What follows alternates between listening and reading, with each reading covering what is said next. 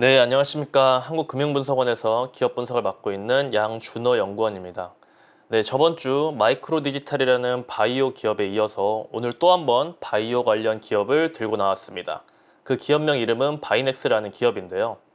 이 동사는 이 케미컬 의약품 생산, 판매, 그리고 바이오 의약품 위탁 생산하는 사업을 영위하고 있는 기업입니다. 특히 이제 동사는 국제 기준인 이 CGMP 및 EU GMP에 이 부합되는 총 3개의 시설을 보유하고 있는데요. 이 GMP라는 것은 Good Manufacturing Practice라고 의약품, 식품, 화장품, 의료기기 등을 이 제조하는 과정에서 이 제품의 품질과 안전을 보장하기 위한 기준을 말씀드리는 것입니다. 이 기준은 이 식약처에서 허가를 해주는데요. GMP 인증이 상당히 까다로운 것으로 알려져 있습니다. 예, 동사의 그럼 비즈니스를 한번 살펴보겠습니다. 올해 상반기 기준에 케미컬 의약품 제조 및 판매가 68.6%, 그리고 바이오 의약품 위탁 생산이 31.4%를 차지하고 있습니다. 동사의 메인 비즈니스는 케미컬 의약품 제조 및 판매라고 보시면 되겠는데요. 동사는 약 10개의 품목을 보유를 하고 있습니다. 그 안에는 여러 가지 품목이 있는데요. 예를 들면 순환기계 치료제, 점안제, 소염 진통제, 소화기관 치료제 등등 많이들 있습니다. 그 중에서 주요 이 성분인 하일렌과 비스카넨이라는 성분을 가지고 주요 품목들을 만들어내고 있습니다.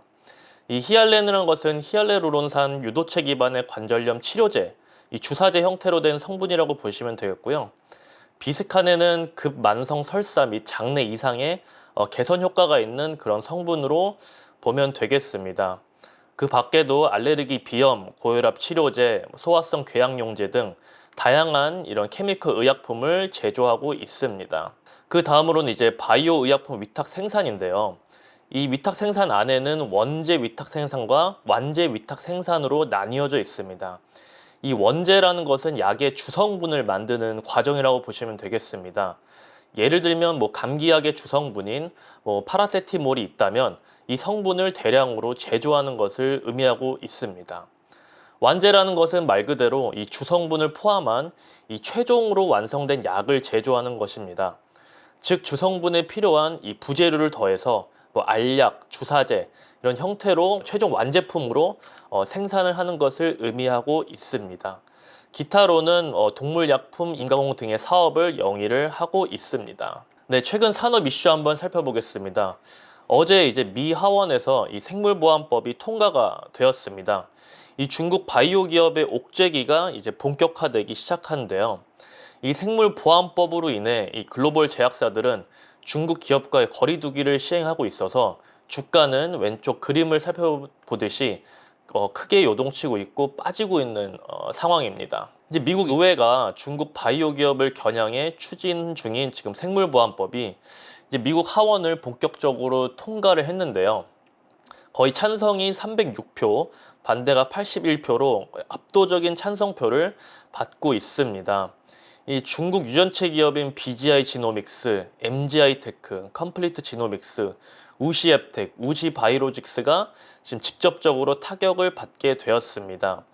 이 미국 상원을 이제 통과할 텐데 조만간 그 상원까지 통과를 하게 되면 이 대통령을 거쳐서 최종적으로 법으로 제정이 되고 있습니다. 이 해당 법원이 이 최종 통과가 될 시에 2032년부터 이 기업들과의 거래는 전체적으로 제한이 되고 있습니다. 중국 최대 CDMO 기업인 우지바이오로직스를 제가 한번 가져와 봤는데요. 이 기업은 중국의 거의 1등 기업이라고 보시면 되겠습니다. CDMO 산업 중에서. 이제 2018년부터 2021년 매출액을 보시게 되면 거의 5배가량 증가를 했고 영업이익은 8배 정도 증가를 했습니다. 이 기업의 이 실적은 이 상업 생산 품목수 변화에 따라서 실적이 퀀텀 점프했는데요. 2018년 매출액이 25억 위안에서 2021년 매출액 103억 위안까지 거의 대폭으로 매출액이 증가를 했습니다. 영업이익률도 2018년에는 22% 정도였는데 2021년 40%까지 대폭 상승을 했습니다. 이 상업 생산 품목수가 이 기업 우시바이오로직스에 추가됨에 따라서 이 실적이 대폭 증가했던 것인데요. 물론 2023년도까지 매출은 계속해서 늘어나고 있지만 영업이익률은 계속 꺾이고 있는 추세입니다. 물론 2021년 이후에 신규 설비 가동 및 운용 비용의 증가에 따라서 이 이익률이 지금 하락 추세에 있지만 이 미중 무역 전쟁과 생물보안법 규제 강화도 큰 영향을 미친 것으로 판단되고 있습니다. 지금 그래서 이 상업 생산 품목이란 이 실제 시장에 출시되기 위한 의약품 혹은 치료제를 의미하는 것인데요. 이 초기 개발 단계가 아닌 이 판매를 위한 대규모 제조가 이루어져야 하기 때문에 상당한 오랜 시간이 걸립니다. 이 오른쪽에 보이는 이제 상업 생산을 하기까지 걸리는 과정들을 제가 사진으로 가져와 봤습니다. 예를 들면 고객사가 개발 후보 물질을 발굴한 이후에 그 CMO 기업한테 맡길 때 그 개발 후보 물질에 사용됐던 전임상 실험용 시료를 생산해 달라고 부탁을 하면 그 생산이 완료되고 고객사로 가서 또 전임상을 실행한 다음에 CMO 입장에서는 임상용 의약품을 생산하고 이런 여러 과정을 거친 다음에서야 대규모 상업적 의약품을 생산할 수 있는 것입니다. 그래서 이 올해 하반기 이 바이넥스가 상업용 CMO를 지금 할 수 있는 기대감이 포진되어 있는 상태입니다. 특히 이제 국내 셀트리온 제품의 상업 제품을 이 상업 생산을 맡게 될 것인데요. 이 셀트리온의 제품 중에 류마티스 관절염 치료제인 악템라라는 제품이 있습니다.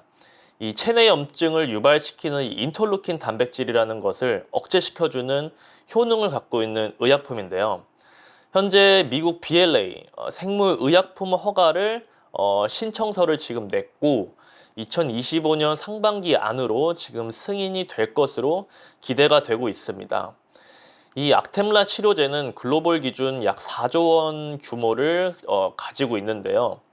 사실 이 악템라는 스위스의 다국적 제약사 로슈가 개발한 이런 제품입니다. 2015년 미국을 시작으로 주요 특허가 지금 만료되고 있는 상황이고 일부 특허는 유효 기간이 좀 남아서 이 하반기 CDMO 기업들의 지금 이 제품에 대한 상업적 생산을 하기 위해 경쟁이 지금 치열해져 있는 상황입니다. 네, 그래서 최근 전방 시장 현황 및 전망을 살펴보면 이 글로벌 바이오 의약품 시장 규모는 2023년 약 582조 원 규모를 지금 형성하고 있습니다. 그리고 추후에 2030년에 1076조 원까지 지금 성장할 전망을 가지고 있는데요. 특히 이제 바이오 의약품 이 산업 안에는 바이오시밀러, 백신, 세포 치료제 등등 많은 구분으로 지금 이루어지고 있습니다. 이 바이오 의약품이라는 것은 사람이나 다른 생물체에서 유래된 것으로 제조되는 그런 의약품이라고 보시면 되겠는데요. 이 다른 의약품 대비 바이오 의약품의 장점은 이 복잡한 질환이 치료가 가능하고 면역 반응 조절 등의 좀 장점이 있기 때문에 지금 최근 시장에서 각광을 받고 있는 의약품이라고 보시면 되겠습니다. 그리고 글로벌 CDMO 이 위탁 생산 시장 규모 전망도 매우 가파르게 성장하는 것을 볼 수 있겠습니다. 2023년 4,800억 달러에서 2030년 8,062억 달러까지 약 2배가량 성장할 것으로 전망이 되고 있습니다. 오른쪽 상단에 나와 있는 이 원형표는 지금 CDMO 기업의 점유율입니다. 지금 스위스 기업인 론자가 지금 가장 높은 점유율을 보유하고 있고요. 그 2위가 이제 우시 바이오로직스입니다. 지금 우시 바이오로직스의 점유율이 지속적으로 하락할 것으로 전망되는 이유가 바로 앞서 말씀드린 생물보안법과 관련이 아주 깊게 있겠죠. 그 우시 바이오로직스가 가지고 있는 고객사들이 아무래도 미국 비중이 조금 높은 것으로 알고 있는데 그 기업들이 조금 더 빠져나가면서 이 국내 CMO 기업에게 큰 기회로 작용될 것으로 지금 판단이 되고 있습니다. 그리고 삼성 바이오로직스가 약 4위에 지금 위치해 있는데요. 현재 주가가 지금 거의 100만 원을 돌파를 했죠. 그리고 방금 제가 또 장을 보고 온 결과 지금 100만 원을 유지를 하고 있는데 이 주가의 강세 또한 의미 있는 것으로 지금 보여지고 있습니다. 네, 그래서 이 바이넥스라는 기업은 이 이혁종 CEO님이 설립하신 기업이라고 보시면 되겠습니다. 이 이혁종 대표님은 서울대 경영학과 출신이고요. 이 바이오 신약 기업인 제넥신 대표이사를 역임 후에 2010년에 바이넥스로 지금 합류를 하셨습니다. 10년 동안 회사 매출을 약 8배 정도 성장을 시켰고요. 현재 오송과 송도의 그런 공장 증설과 함께 공격적으로 사업을 확장하고 있는 추세입니다. 그리고 동사의 지분 구조를 잠깐 살펴보시면 정명호 회장님이라고 1957년에 이 순천당 제약회사에서 뿌리를 가지고 있는 바이넥스가 2000년도에 바이넥스로 사명을 변경을 하고 2001년도에 코스닥에 상장을 하게 되었습니다. 그리고 이제 2008년에 정명호 회장님이 이 바이넥스의 경영권을 인수를 한 이후에 CDMO 기업으로 본격적으로 지금 성장을 하게 되었는데요. 어떻게 보면 실질적인 경영은 이혁종 대표님이 하시고 계시지만 이 정명호 회장님이 52.2%로 이 바이넥스의 지분을 대거 보유를 하고 있습니다. 그리고 이제 바이넥스의 자회사로 바이젠이라는 기업이 있는데 2015년 이 제넥신과 합작 설립된 기업입니다. 주로 세포치료제 개발에 대한 그런 파이프라인을 보유를 하고 있습니다. 네, 그래서 바이넥스의 투자 포인트 첫 번째를 말씀드리겠습니다. 올해 하반기 셀트리온 의약품을 생산할 수 있는 그런 기대감이 지금 만연해 있습니다. 사실 동사는 그동안 다품종 소량 생산 위주의 임상 실효 생산에 좀 집중해 왔습니다. 하지만 올해부터 셀트리온의 바이오시밀러 후보 물질인 CTP47 악템라의 이런 바이오시밀러를 생산할 것으로 기대가 지금 되고 있습니다. 이와 관련된 FDA 실사도 지금 지난 6월에 진행된 상태이고 올해 또 셀트리온이 올해 1월에 이제 악템라라는 그 제품에 대한 BLA 신청을 했는데 빠르면 올해 하반기나 2025년 초에 이 BLA에서 승인이 될 것으로 지금 기대가 되고 있습니다. 또 이런 셀트리온 의약품에 이어서 상업 물량 추가 수주 가능성도 지금 대두가 되고 있습니다. 이 우시바이오 리스크로 지금 중소형 CDMO가 지금 캐파가 지금 부족해 있는 상황인데요. 동사가 지금 대한 CDMO로 지금 주목을 받고 있는 상황입니다. 동사는 특히 이제 동물 세포나 미생물 세포 배양 설비에 장점을 가지고 있고 이 완제 의약품 생산 능력도 고루 갖추고 있기 때문에 지금 중소형 CDMO 분야에서 지금 지속적으로 주목을 받고 있는 기업입니다. 두 번째 포인트로는 생물보안법 제정이 가시화되고 있다는 점인데요. 어제 오전 생물보안법이 미 하원에서 지금 통과가 되었습니다. 이것은 저는 시작이라고 보고 있는데요. 이 미국의 생물보안법이 그럼 왜 동사에게 호재인가? 이 중국 바이오 기업 규제로 이 경쟁자 수가 일단 감소를 했습니다. 미국 기업들이 지금 안전한 공급망 구축 수요가 지금 증가를 하면서 이 GMP 인증 설비가 지금 구축 완료된 그런 기업들이 지금 대두에 올라와 있는데요. 특히 이제 중소형 CDMO 기업들이 지금 많은 주목을 받고 있습니다. 사실 대형 CDMO 같은 기업은 뭐 이미 견고한 자리를 유지하고 있습니다. 이 중국 기업들이 빠지면서 빈자리를 채울 수 있는 그런 새로운 중소형 CDMO 기업들을 지금 모색 중에 있는 걸로 알려져 있습니다. 동사는 이제 배양 설비 용량이 다양하다는 또 아주 큰 장점이 있는데요. 5,000리터, 1,000리터, 500리터 등 이 다양한 생산 캐파를 지금 보유하고 있습니다. 아무래도 이 중소형 CDMO 기업 같은 경우에는 이 고객에게 맞춤형 서비스를 제공한다는 점에 있어서 고객사들이 중소형 CDMO 기업한테 위탁 생산을 맡기는 것인데 동사는 이미 GMP 인증을 받았고 송도 오송 공장에도 지금 443억 원 투자를 함으로써 증설을 완료해서 캐파도 지금 늘어나 있고 다양한 배양 설비 용량도 가지고 있기 때문에 이 동사의 수주가 계속해서 늘어날 것으로 지금 전망이 되고 있습니다. 마지막으로는 이제 금리 인하로 개선되는 바이오주의 이제 센티멘털인데요. 올해 이제 미국 연내 금리 인하가 지금 3회 정도 예상이 되고 있고 다음 주 FOMC 회의에서 금리 인하가 지금 또 예정이 되고 있죠. 지금 금리 인하가 왜 바이오주 센티를 개선시켜 줄까? 그 주요 이유는 자금 조달 비용에 대한 감소가 있습니다. 바이오 기업들은 사실 신약 개발을 위해서 이 많은 R&D 비용을 투자를 하고 지금 요구가 되고 있습니다. 돈을 빌리는 이자가 낮아지니까 재정적 부담이 줄어드는 것이죠. 특히 CDMO 기업들도 공장 증설이나 신규 프로젝트에 더욱더 적극적으로 프로젝트를 수행할 수 있기 때문입니다. 또한 이 R&D 투자 확대 기회도 이 센티멘털 개선에 상당한 큰 영향을 주고 있는데요. 이 고객사인 중소형 바이오주들도 이 파이프라인의 확장과 증설도 계속해서 추진해 나갈 것인데, 이러한 소식은 동사에게는 굉장히 큰 호재라고 보여지고 있습니다. 그동안 높은 금리로 외면받았던 이 바이오 산업이 계속해서 좋아지면서 이 주식시장의 주도 산업이 될 것으로 저는 예상이 되고 있습니다. 네, 동사의 실적 및 밸류에이션 한번 살펴보겠습니다. 동사의 예상 실적은 2024년도 매출액 1,656억 원, 영업이익 12억 원으로 지금 예상이 되고 있습니다. 최근 5개년 매출액이 지속적으로 지금 상승을 하고 있죠. 다만 2023년도에 동사의 실적이 소폭 주춤한 이유는 이 바이오 위탁 생산 분야 때문입니다. 이 상용화 준비도 그렇고 대내외적 바이오 산업 경기도 조금 침체되어 있었기 때문에 이 위탁 생산 수주 계약 감소가 주요 지금 실적 하락의 원인으로 지금 보여지고 있습니다. 하지만 올해부터 산업의 개화로 실적이 좋아질 것으로 예상이 되고 있습니다. 이 절대적 가치 평가를 통해 동사의 지금 주가 현황을 한번 살펴보겠습니다.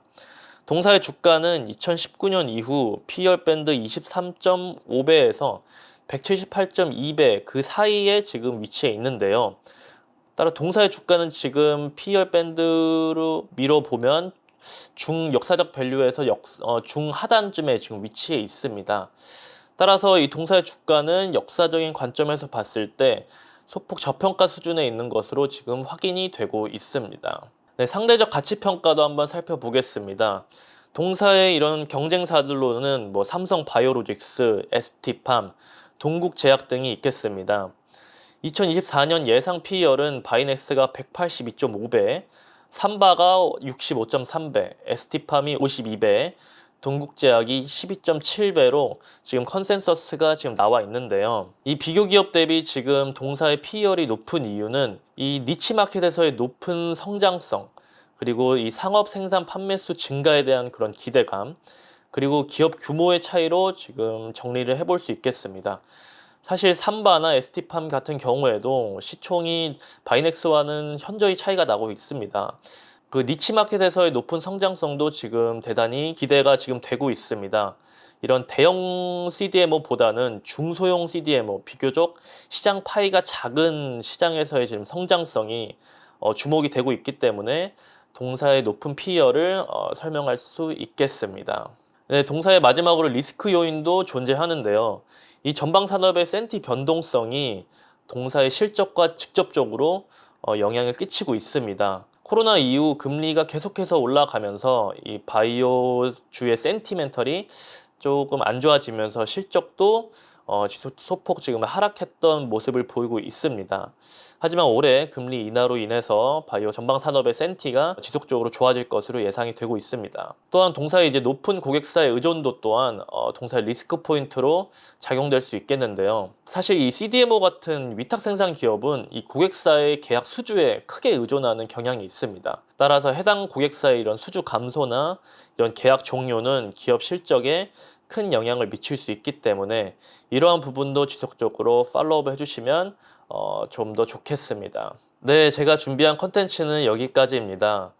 지속적으로 좋은 기업과 종목들 발굴해서 시청자분들에게 소개해준 시간 갖게 하겠습니다. 시청해주셔서 감사합니다.